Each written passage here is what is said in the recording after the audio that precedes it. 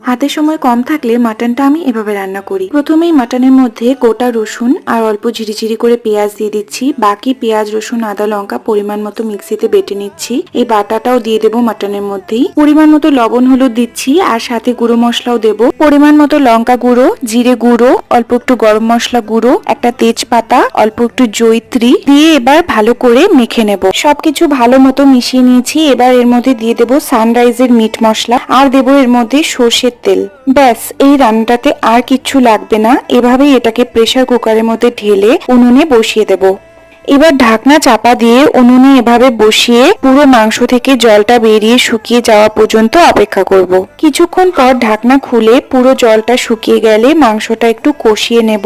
তারপর পরিমাণ মতো জল দিয়ে প্রেসার কুকারের ঢাকনা বন্ধ করে লো স্টিমে 8-10টা সিটি দিলেই মাংসটা রান্না হয়ে যাবে। এটা এবার গরম গরম ভাতের সাথে পরিবেশন করব।